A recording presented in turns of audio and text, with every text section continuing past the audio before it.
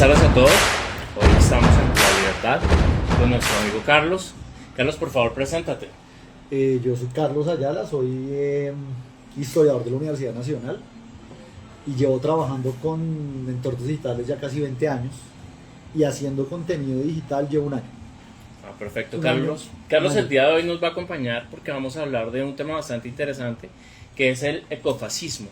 El ecofascismo es como esta tendencia que han cogido ahora estos personajes raritos de izquierda, que lo que están haciendo es como parar el desarrollo, o sea, como que están tratando de parar absolutamente todo con este tema de este falso ambientalismo que están trayendo. Carlos es una persona que yo lo he visto ya, lo sigo mucho, Carlos, con todo lo que usted publica, porque lo he visto con temas interesantes. El tema del estadio de Vive Claro, el de Lagos de Torca, el tema también de la avenida de Troncal de los Andes. La Troncal de los Pero no Andes. solamente eso, la longitudinal del occidente, yo me fui a Tenjo a averiguar qué era lo que estaba pasando y eso Lo vi. Sí, claro. Pero la de Tenjo no es Es la longitudinal del occidente. Y sabe que ahorita le cuento el cuento, pero eso es una vía que ya está. Pues es que es como la de los Andes, que a los Andes le falta es un pedacito y no pasa de ahí. Bueno, es que ahí el trabajo es distinto, pero yo le cuento ahorita. Bueno, entonces no sé, Carlos, con qué nos... Empecemos a hablar. ¿Por qué primero definamos como el falso ambientalismo Y el ecofascismo. el ecofascismo y quiénes son los personajes? Mira, ahí que están están preguntando detrás? por la vía Subacota. Miren, ¿qué pasa con el falso ambientalismo y el ecofascismo? Tiene sus primeros referentes después de la Segunda Guerra Mundial. Ujú. El socialismo, después de verse derrotado porque pues Stalin ayuda a derrotar a Hitler, pero él cree que puede expandirse, aparece la OTAN y lo contiene. Entonces empieza lo que conocimos como la Guerra Fría, y dentro de la Guerra Fría encontramos los primeros antecedentes claros, y es que ellos empiezan a darse cuenta que el capitalismo empieza a ganarles el terreno y empieza a dejarlos sin pobres. Y eso es una... Que eran los obreros era su fuente. Cuando usted se queda sin pobres, se queda sin la base de la guerra de clases. Ya no tiene por qué pelear. Entonces ellos toman, durante todo ese transcurso, más o menos unos 25 años, pues aparece toda la escuela de Frankfurt, que se conoce como el neomarxismo. Y dentro de ese neomarxismo aparece un personaje súper macabro que se llama Gramsci. Sí. Gramsci lo que hace es que lleva las ideas de Lenin a tope, ¿sí? Y él dice, él lo reconoce, él dice, nosotros no vamos a ganar la pelea cultural si nosotros no generamos más malestar. Y lo dice abiertamente. Y es lo mismo que hace Marcuse. O sea, es las puntas de la lanza, Marcuse y Gramsci. Gramsci no es uno de los grandes que cita Petro, a propósito. Claro, por supuesto, porque eso es uno de sus referentes. Entonces, ¿qué sucede? Referente, gracias. Es uno de sus referentes. ¿Qué sucede? El asunto es que el atismo más común y comercial, que ya lo tenemos identificado hace rato, es la nueva era, el New Age. Lo que nosotros conocemos los abrazárboles o las abrazamatas. Sí. Ellos hicieron ellos trataron de convertir eso en una religión, entonces le metieron asunto espiritual, chakras, o sea, toda esa cantidad de basura que tienen que ver con las neurociencias. Y ese es el primer antecedente que tenemos. Lo perdieron porque eso terminó volviéndose una payasada. Pero lo que estamos viendo en este momento es que dieron un paso atrás y dijimos, pero nosotros porque en qué momento nos volvimos comerciales. Nosotros tenemos que volver a la idea original. Nada fuera del Estado, todo dentro del Estado. Socialismo puro, fascismo puro. El fascismo puro es el de Mussolini. Nada fuera del Estado, todo dentro del Estado. Y eso es lo que sucede. Entonces, yo voy a tocar el asunto desde tres perspectivas. Entonces, el daño que le hace el falso ambientalismo al trabajo ambiental, que son dos cosas distintas. Yo me quedé con un momentico antes de proseguir, cuando comienza la Guerra Fría. No pensé que se fuera a retroceder tanto, pero claro, me hace acordar usted de Margaret Thatcher. Yo me creo que Margaret Thatcher fue de las primeras que empezó a denunciar a Greenpeace y todas estas pues claro, porque ya organizaciones. es que era muy evidente, Sí. era muy evidente lo que estaban haciendo. Porque, dígame, yo se lo pongo así de sencillo, le digo a mis amigos que están viendo, muchas gracias, que están conectados. ¿En qué cabeza cabe que usted no defienda una ballenita? Sí, claro. Un arbolito, hay que defender los arbolitos. ¿Tú cómo no vas a defender un pollo que está sufriendo? En la capa de La ozono. capa de ozono.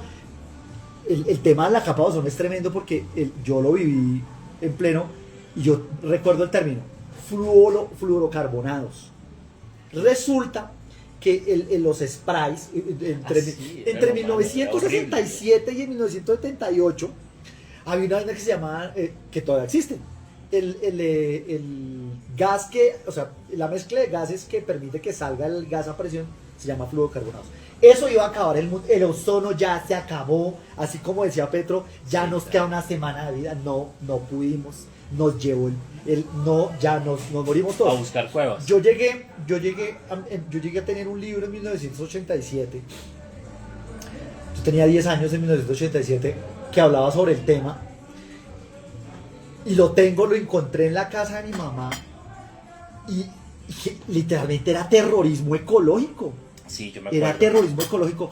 ¿Qué sucede? Vuelve y juega. Ellos lo que hicieron fue, eso terminó desdibujándose porque ellos trataron de utilizar las técnicas para vender una zapatilla.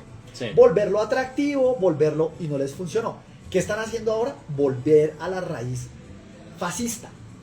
Y es cuando usted logra que el falso ambientalismo se quede con causas, se tira el trabajo ecológico. Y voy a citar a alguien muy importante para la política colombiana y para nosotros como nación, que es Álvaro Gómez Hurtado. Álvaro Gómez Hurtado fue el primer político en hablar en ecologismo serio. ¿Y qué es el ecologismo serio? Básicamente lo que hacían los egipcios y los incas. Y era adaptar sus medios sociales, sus ciudades, al entorno natural para que hubiera una simbiosis, se llama eso. Y hago un paréntesis. Los falsos ecologistas, y yo los he cogido tan mal. La vez pasada estuve yo en una charla donde un tipo preocupadísimo por el agua me increpaba durísimo, y yo le pregunté, le dije, ¿cómo se recupera un nacedero de agua? Quedó en blanco. Yo le dije, deme una pista. Dije, yo voy a hacerle el favor pedagógico y le voy a mostrar cómo se recupera, pero hagámoslo juntos. ¿Usted cómo cree que se recupera un nacedero de agua? Llega a tal el punto de adoctrinamiento de esta gente que ni siquiera sabe cuáles son las fuentes de agua. Ellos creen que todo viene desde los frailejones y no saben que hay muchísimas fuentes de agua naturales. Entonces, por ejemplo, una forma de recuperar un nacedero de agua es hacer un trabajo de silvicultura, ir a hacer un rastreo de las especies nativas. ¿Por qué? Porque esas especies generan follaje, por lo tanto generan retención adecuada y no inundan la tierra, que son distintos. Pero usted coja un falso ambientalismo y pregúntele a un José Cuesta si alguna vez se tomó el trabajo de entender cómo funcionaba un humedal con el caso de Vive Claro. Pregúntele por una cosa, oiga, Cuesta, cuénteme una cosa, ¿qué es un humedal? Y se lo tira, usted se lo tira. Lo más es que a propósito de, pues, no sé si me estoy adelantando, porque una de las cosas que yo también pensaba, la avenida Subacota. Sí. La avenida Subacota, cuando yo era muy niño, esa Sí. vaina era un humedal. Ahí al lado había un humedal. Hay y un lo humedal. que hicieron, no, pues lo llenaron de escombro y ahora son pastos. Sí, es cierto. Entonces, claro, esa vaina se empezó a inundar, pues no se inundó, es que sencillamente necesitaban agua. Entonces yo pienso, y el problema es ese, ahorita estamos construyendo un puente que atraviesa todo Bogotá, que es el metro, que es la pendejada. ¿Por qué no se hace aquí un berraco puente de toda la autopista norte, que también es otro supuestamente humedal, y ya unen la Vanderhammer y hacen un puente también en la Subacota? Porque elevan toda esa le voy a vaina. explicar, ¿No es ambientalismo eso? Le voy a explicar por qué Y se recupera el humedal. y me da usted pie para tocar el tema como se lo dije.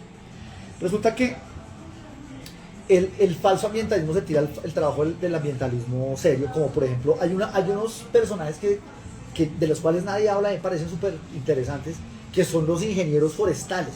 Ah, sí. La gente no sabe qué es un ingeniero forestal. El ingeniero forestal, esa vaina es contar palos es una ingeniería. Sí. Que estuvo muy de moda No, en el 2000. No está muy de moda. Todavía. No existe un proyecto de gran envergadura que no cuente con ingenieros forestales. Y los ingenieros forestales son gente súper bien preparada, Sí. son ingenieros de la tierra, saben cómo solucionar los problemas ambientales. Y dejan de recurrir a ellos para recurrir a activistas. Eso es una cosa macabra. Entonces, para cerrar ese aspecto. Como la ingeniera forestal Irene Vélez. Exacto. Y me da pie para hablar de ello. La ingeniería forestal se encarga de hacer que usted haga productivo la simbiosis entre hombre y naturaleza. Y un ejemplo de eso, claro, es Lagos de Torca. Sí. Mire, yo le digo una cosa, se lo digo honestamente, pues se los digo, a mí no me paga nadie. Y la gente me ha preguntado muchas veces, a mí me han amenazado, me han insultado, me han maltratado. Y siempre me dicen que ustedes son vendidos, ustedes le están pagando. Les voy a decir, yo soy honesto con ustedes, yo trabajo como jefe digital de un partido político, para los que no saben. Y mis ingresos no tienen nada que ver con esto. Eso es una causa que tenemos que mantener todos los ciudadanos, porque el progreso y el desarrollo de una ciudad no puede quedar en manos de activistas violentos y estúpidos. Entonces, el problema es ese. Para entrar, entonces, le cierro el tema. ¿Qué pasa? El Álvaro Gómez Hurtado fue el primero que habló abiertamente de esa simbiosis que se necesita entre los seres humanos y la naturaleza. Y le voy a poner un ejemplo puntual. Yo hasta hace poco me enteré que Lagos de Torca, que es un proyecto gigantesco, totalmente privado, ahí no tiene nada que ver el Estado, está recuperando 9 naceros de agua. El proyecto privado. El proyecto, y yo, ¿cómo así? Torca sí era humedal. No, y es humedal. Es un humedal. No, es humedal. Y ellos están haciendo la socavación de todo. Y están reemergiendo el humedal, lo están recuperando. Si ellos no hacen eso, se pierde el humedal. Porque resulta que naturalmente los humedales desaparecen. Claro. ¿Cuál es uno de los principios de los ecofascistas? Es que nada cambia, aunque hablen de cambio. En el gobierno del cambio, nada cambia. Todo sigue igual o peor. Y resulta que esto va a sonar harto y mucha gente, y no me importa si se los tengo quien quiera en la cara, yo soy lo que se puede considerar un negacionista del cambio climático. ¿Por qué? Tengo evidencias, ya tengo la edad suficiente con evidencias fotográficas. En 1920, los primeros ecologistas, porque yo no los nuevo, los primeros ecologistas le tomaron una foto a la Estatua de Libertad, es una foto muy famosa, donde decía que en 1990 el agua iba a sepultar la Estatua de la Libertad. Es por el derretimiento de los con cascos. Eso nos vienen amenazando. Entonces, nosotros vivimos amenazados, ¿no? Pero eso no es solamente eso. El polo sur no era congelado. Se empezó a congelar después de 1780. ¿Por qué? Hay una cosa rarísima de la que no hablan los ambientalistas. Inclinación y grado de inclinación de la Tierra. Eso se está moviendo y cada cientos de años o miles de años, dependiendo del planeta, del bamboleo del planeta, se voltea. Y entonces yo pensaba, ¿qué pasaría si de un momento a otro este cinturón que se llama cinturón de Ohm, creo que se llama, es un cinturón que nosotros lo alcanzamos hasta a un año luz del sistema solar, dejara de fungir y de hacer lo que hace, y que nos evita las pedradas más grandes del universo? Que eso no es una coincidencia, eso hace parte de los que creemos en Dios. Sabemos que esa es una misión divina para cuidarnos y protegernos. Y donde pierda su función, entra una piedra y nos puso. Y entonces, ¿a quién le van a echar la culpa? A los falsos ambientalistas. La tierra nunca está quieta. El ambientalismo es un asunto que entendieron los egipcios, y vuelvo a hacerlos. ¿Ustedes se imaginan esa pobre gente con ambientalistas? No hubieran podido haber utilizado el curso del Nilo ni en ninguna fuente hídrica.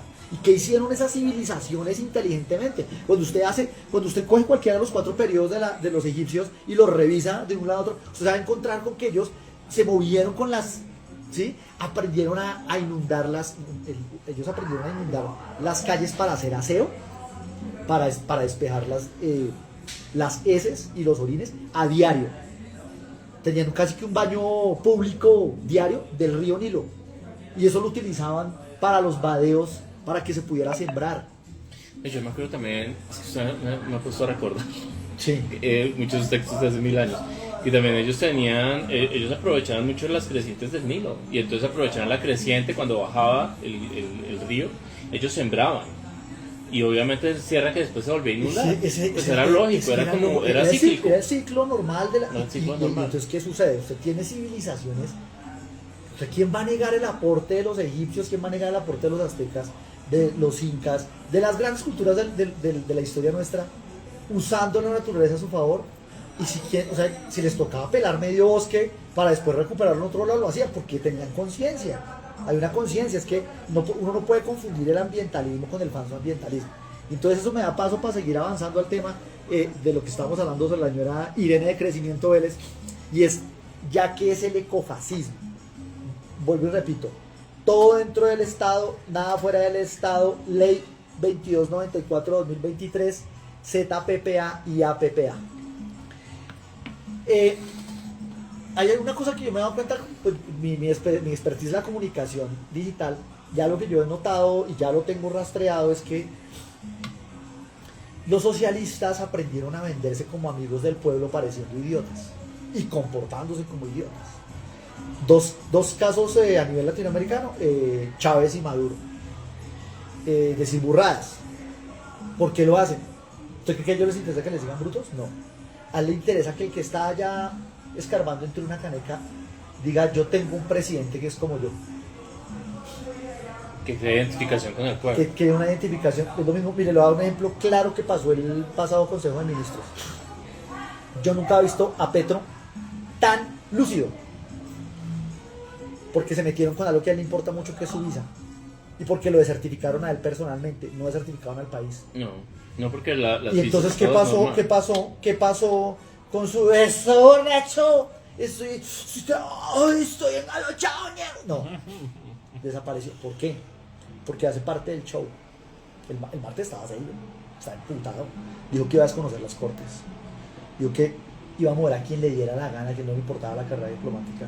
Y así, ¿no? Todo lo que usted quiera. Entonces, que hablemos de Irene Vélez. Pues es que estamos a esto de que nos nombre Titus este Exactamente. Entonces, Irene Vélez fue un personaje que se vendió como una tonta que no sabía sumar. Y todos le caímos encima: no, que tan bruta. Uy, no sabes la diferencia entre millones y billones. ¡Y qué estúpida! Los pendejos somos nosotros que nos comemos el cuento. Irene Vélez es un personaje súper peligroso, por eso que acaba de mencionar, que es la ley 2294 del 2023, que es las ZPPAs y las APPAs. Y para los que no saben qué es eso, resulta que esa es una medida que apenas entra este gobierno la implementa, porque es la forma más sofisticada que yo he visto de expropiar tierra. Es una cosa absurda y se las explico a ustedes, se las explico a todos para que se cuenta lo macabro del asunto. Las zonas de protección alimentaria, zonas protegidas para producción alimentaria, ZPPAs, es un cuerpo supuestamente tecnócrata en Bogotá que está haciendo el estudio por medio de la Agencia Nacional de Tierras a todas las tierras de Colombia. Y entonces dicen: aquí donde siempre ha habido una mina, ahí ya no puede haber una mina, ahí tiene que haber un parque de diversiones. Aquí donde la familia Vargas ha sembrado papas 150 años, o 6 generaciones con vocación la tierra para eso, ahí ya no solo va a sembrar papa, ahí va a sembrar sorgo, desde aquí a Bogotá. Sí. Eso es lo que hace la ZPPA. Determina si el área debe ser parte de la zona de protección alimentaria de ellos. Y después aparece en la APPA, que es la apropiación de las zonas de producción. Entonces, ¿qué sucede? Resulta que usted tiene un terreno, hermano, y ese terreno usted toda su vida lo destinó para sembrar maíz. Y usted hizo todo lo que necesitaba para sembrar maíz. Y allá vivió su abuelo, vivían sus hijos. Llega esta gente y le dice: ya no, vale. ¿Pero qué? Es que lo digo yo, no es que yo soy el Dios Estado. Por eso lo estamos llamando ecofascismo. Yo soy el Dios Estado y solo yo tengo la razón. Pero es que yo vivo de esto hace décadas. 10 generaciones. O sea, esto es la vida mía, es la vida de mi familia. ¿Y eso qué tiene que ver conmigo? Le contestó usted el Estado. Y le dice: es que usted no va a cambiar la vocación de la tierra. Ay, lo siento, te vas a quedar sin el terreno. Eso fue lo que aprobaron. Y hay que levantar la mano durísimo, porque cuando usted va y revisa quiénes aprobaron, eso lo aprobaron como se aprueba la gran mayoría de leyes en este país, que es una cosa increíble. Y es que el legislativo está lleno de unos burros, y esos burros atraviesan todos los espectros.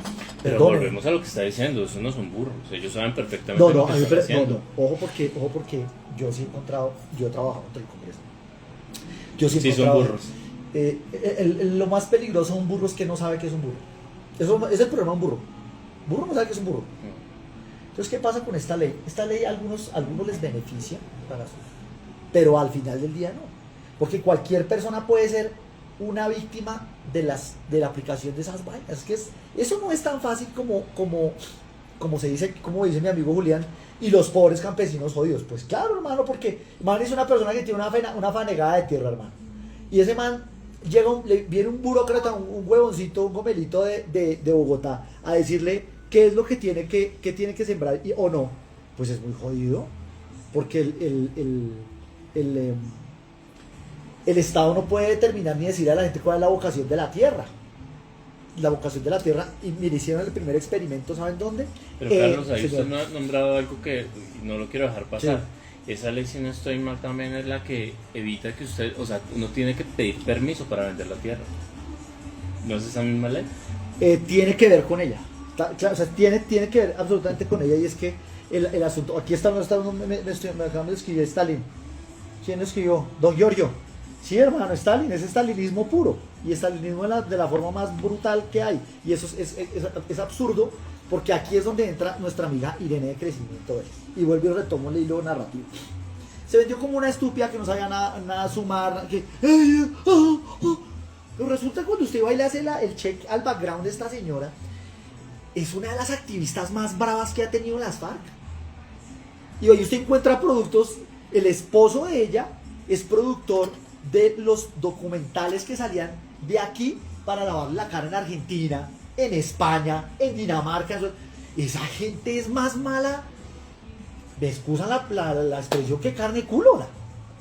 Eso pero no es mala, sino gente perversa, y tienen un plan muy claro.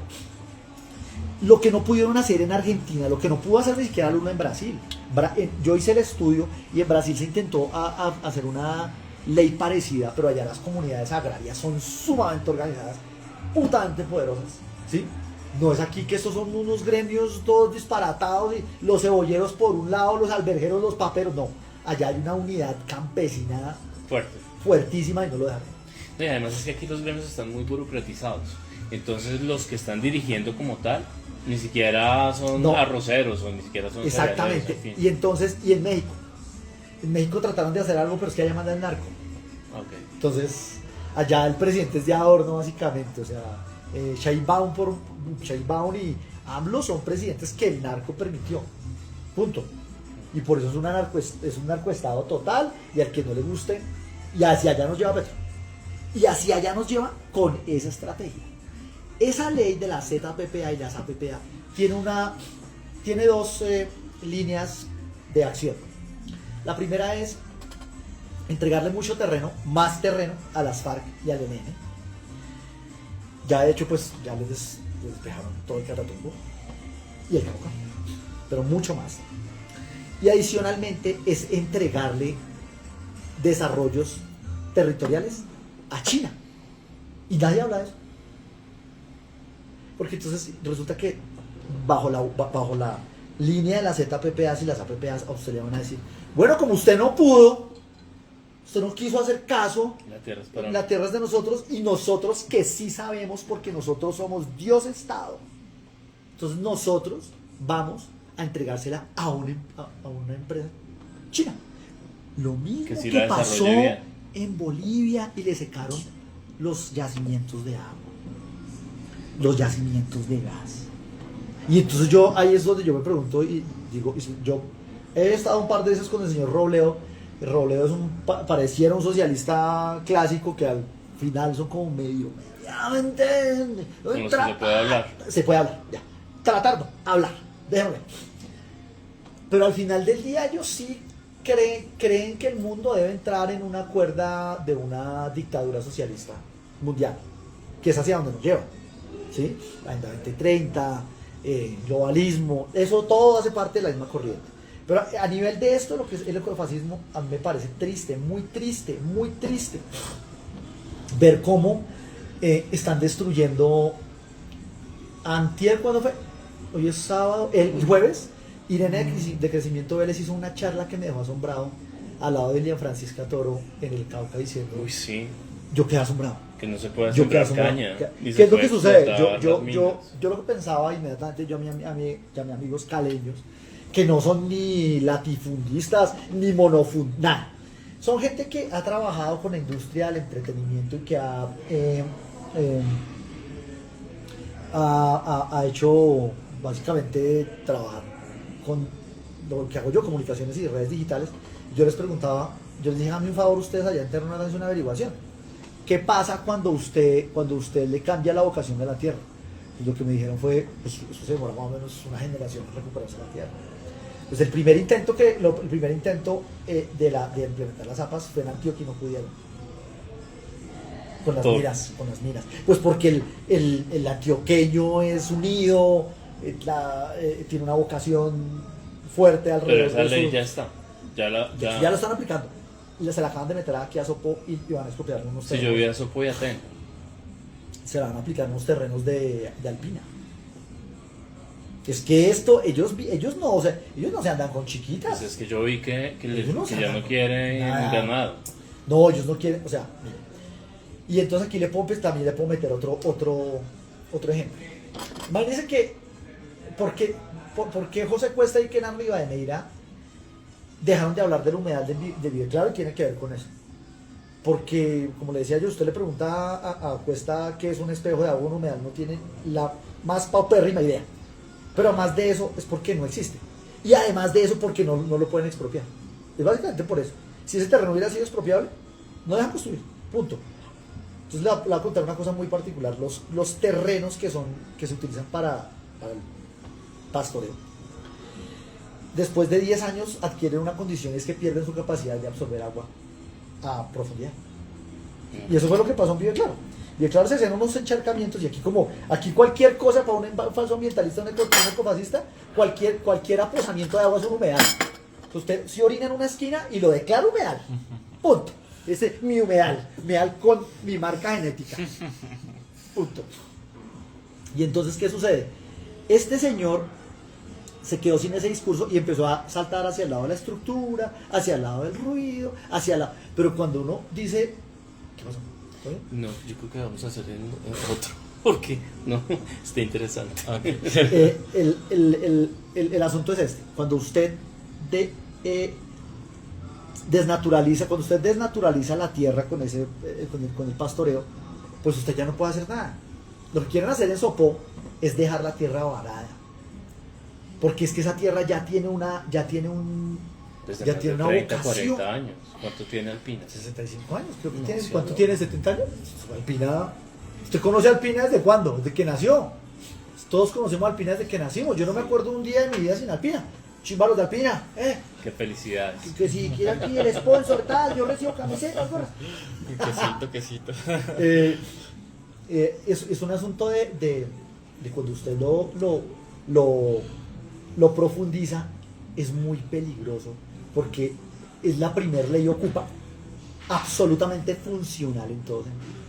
Porque de ahí a que salte a la propiedad horizontal, estamos a 10 minutos.